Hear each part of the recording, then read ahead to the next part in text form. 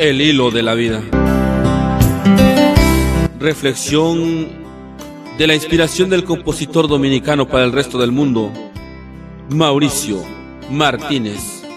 En la voz desde México, Jorge Álvaro Mejía Zabaleta. Cuando Javier buscaba afanosamente en aquel viejo directorio las direcciones de los asilos para las personas de la tercera edad, sentía una extraña desesperación por liberarse de lo que ya no quería. Su pulso acelerado contrastaba con la sonrisa de sus labios que mostraba ante sus hijos mientras estos corrían de un lado a otro de la abuela, que paciente estaba sentada en el sofá con una mirada perdida. Había transcurrido apenas un mes de la partida del abuelo y la presencia de la anciana se convertía en una sombra que pesaba demasiado en los hábitos de aquella familia. Ya no podían salir al parque o a cenar, ni a las fiestas y menos de vacaciones, porque ella con los achaques de su edad cortaba sin querer las ilusiones de los niños, y esa situación se estaba volviendo incómoda para Leticia, la esposa de Javier, que día a día le recriminaba, primero con prudencia y después de manera escandalosa, la presencia de su suegra en casa. Javier estaba entre la espada y la pared, mientras revisaba el viejo directorio, porque por su mente se cruzaban aquellos recuerdos tan lindos de su lejana infancia, cuando papá y mamá festejaban su cumpleaños. Qué navidades aquellas llenas de regalos, las vacaciones en la playa, los mejores momentos que no volverían pero que vivían ahí. Y aunque no quería tomar aquella decisión, sentía que al hacerlo estaba salvando su matrimonio a una costa de su propia madre, que ahora no decía nada. Había quedado ausente de este mundo desde el momento en que dejara a su esposo en aquel panteón lleno de lágrimas.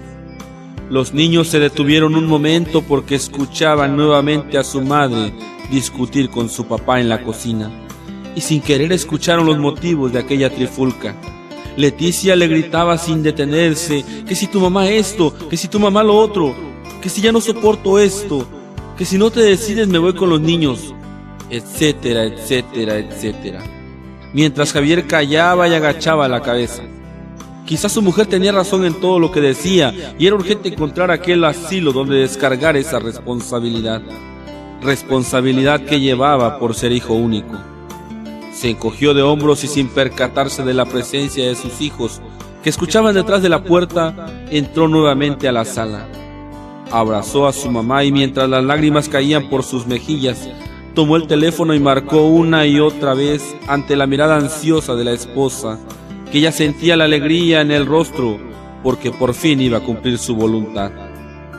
Fue en ese momento en que Paquito, el mayorcito de los hijos de aquella pareja, tomó un papel y un lápiz y empezó a anotar distintos datos tomados del mismo directorio y de la misma hoja que su padre había dejado al descubierto.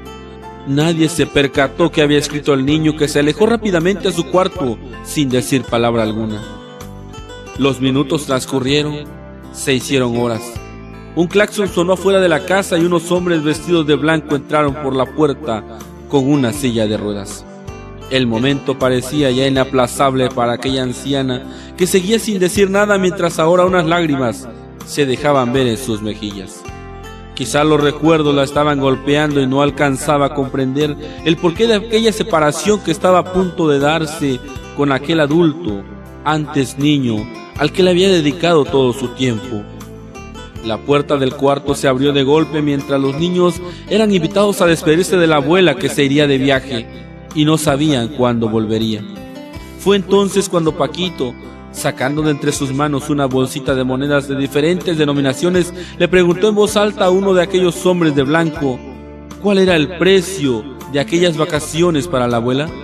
El hombre no supo qué contestar, y en ese momento Leticia se adelantó e intentando sonreír abrazó a Paquito, mientras Luis y Pepe, los más pequeños, insistían en la misma pregunta al enfermero.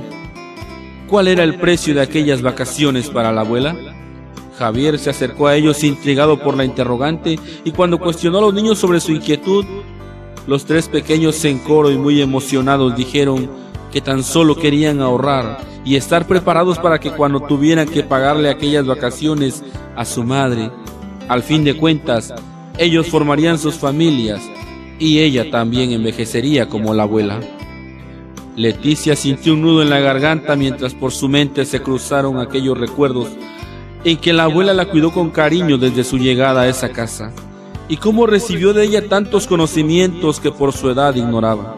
Y no pudo evitar llorar mientras caía postrada ante la silla de ruedas, mientras pedía perdón y se abrazaba a aquella dulce anciana.